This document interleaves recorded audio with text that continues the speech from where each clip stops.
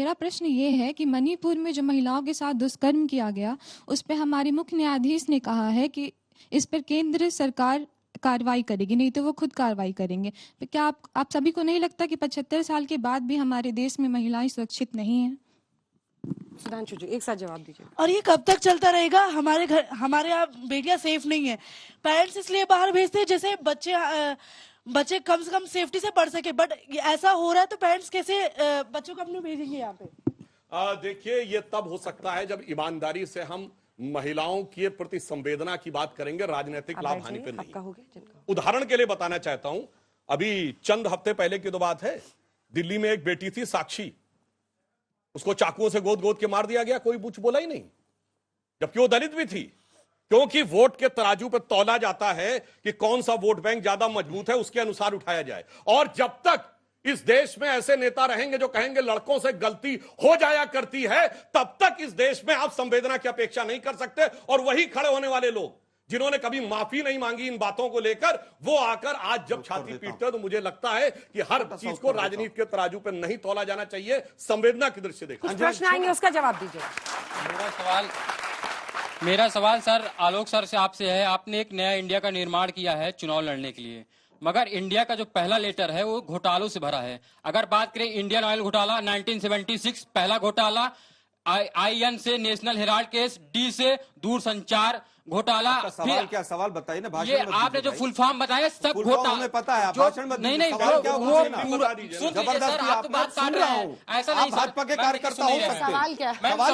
सवाल पूछिए। ये जबरदस्ती बीजेपी का एजेंडा मत चलाइए भैया। ये भ्रष्टाचार सर, भ्रष्टाचार का आरोप लग रहा है। सुनिए तो जनता के पास भ्रष्टाचार पे सवाल पूछो, मैं उत्तर। हाँ, तो भाषण मत दीजिए। D से दूरसंचार घोटाला हुआ, I से इंडियन ऑयल घोटाला हुआ, फिर A से एयरबस घोटाला हुआ। आप जनता के पास दोहरा चरित्र लेकर कैसे जाएंगे? एक तरफ आप इंडिया ऐसे बनाए हैं, मगर एक तरफ इंडिया तो घोटालों से भरी है, कैसे जाएंगे? कैसे जाएंगे बताइए? 2014 से पहले 2G घोटाला आप लोगों ने बहुत सुना होगा। हमने केवल आरोप लगने पर मंत्रियों को और सांसदों को जेल में डाला। बिल्कुल नहीं, कोर्ट के आदेश पे डाला। कोर्ट के आदेश, जेल में कोई भी पार्टी नहीं डाल सकती है, जेल में कोर्ट के आदेश पे ही जाता है। लेकिन आपके कोर्ट के आदेश पर उनको बरी किया गया। क्या ये सच है कि नहीं? 2014 के बाद एक केस बताइए, जो भाई मेरे से सवाल पूछ रहा था। 2014 के बाद एक केस, एक FIR मोदी जी ने की हो और उसमें एक आदमी कन्विक्ट हो गया हो, तो उसका नाम बता के जाइएगा। केवल भ्रष्टाचार कहने से भ्रष्टाचार दूर नहीं होगा। वो चक्की पिसिंग एंड चक्की पिसिंग सब लोग कहां पर दूर होगा? दूसरी चीज, अब बेशर्मी की बात एक प्रवक्ता ने कहा कि बेशर्म चले जाएंगे। बेशर्म इस देश की सरकार है, बेशर्म इस देश के प्रधानमंत्री हैं, जो एक दिन कहते हैं एक अकेला सब पर भारी, और 24 घंटे के अंदर तमाम जो लोग कन्विक्टेड हैं या जिन पर आपने आरोप लगाए, उनको सबको आप अपनी सरकार में शामिल कर लेते हैं वॉशिंग मशीन से धोकर। तो बेशर्म कौन है, देश की जनता तय करे आज। लेकिन आपने उस पर जवाब नहीं दिया। एक सेकंड, लड़के हैं, लड़कों से गलतियां हो जाती हैं, मुलायम सिंह यादव ने कहा था।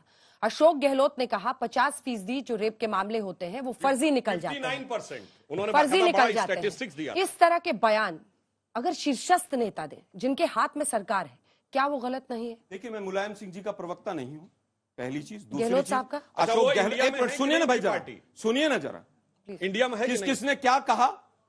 मैं अशोक गहलोत जी के बयान को एक्सेप्ट नहीं करता हूं, लेकिन उन्होंने फैक्ट्स पर कहा गया, आंकड़ों के बात की कि इस तरह के आंकड़े मेरे सामने आए, फिर भी मैं सहमत नहीं। लेकिन एक बात बताइए, वो जो उत्तराखंड के मुख्यमंत्री हवाई जहाज में भी लड़कियों की फटी हुई जीन्स देख रहे थे, उस पर भी कभी कोई मीडिया सवाल पूछेगा? खूब पूछा है।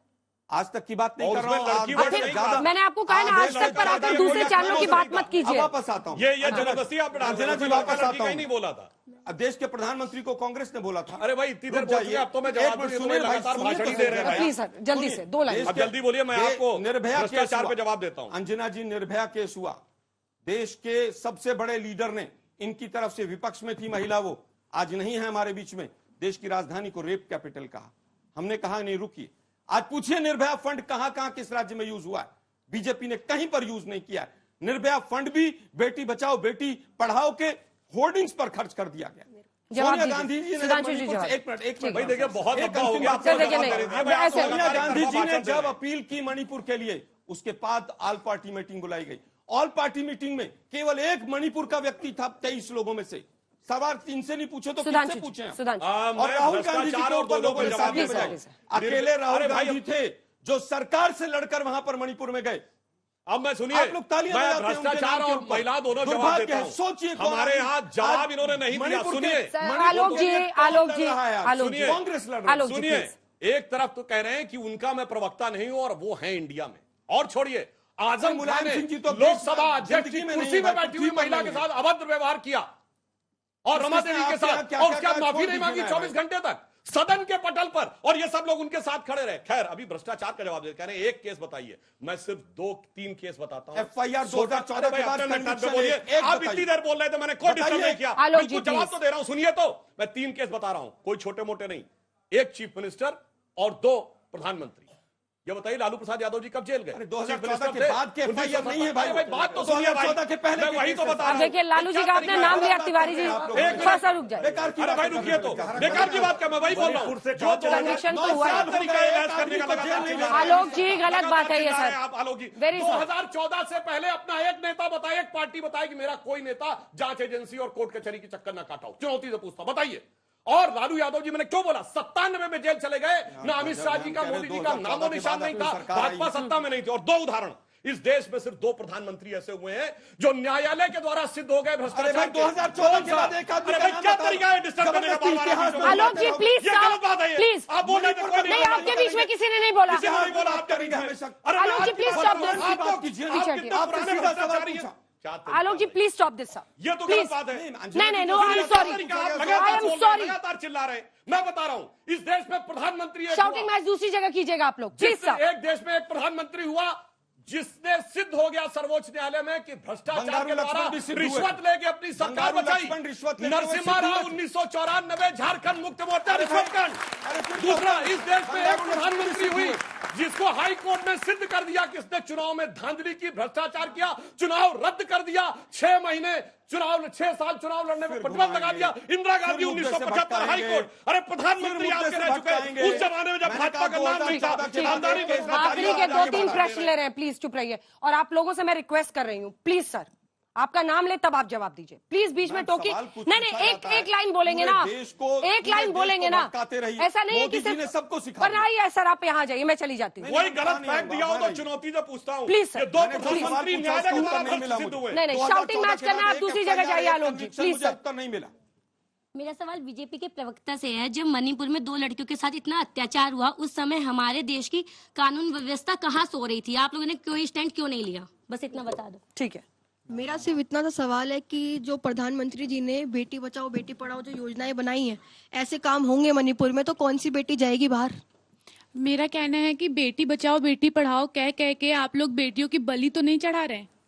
अभी तक जो सेशन चल रहे हैं वहाँ पे अभी तक आप लोग कुछ निर्णय पे नहीं पहुंचे हैं। तो अभी जो करंट सिचुएशन है मणिपुर में, आप लड़कियों की सेफ्टी इंश्योर करने के लिए क्या स्टेप्स ले रहे हैं? जल्दी। सर क्या बीजेपी ने लड़कियों का मजाक बना रखा है? चाहे हमने दिल्ली में देखा कैसे तमाम जो लड़कियां थी उनको घसीटा जा रहा था। यहाँ हमने मणिपुर में देखा कि उनको एलिजली परेड कराया गया वहां पर निवस्त्र होकर। हाँ, ये हमने और दिखा उसके दिया। बाद मैम, उसके बाद सर 355 लगा हुआ है।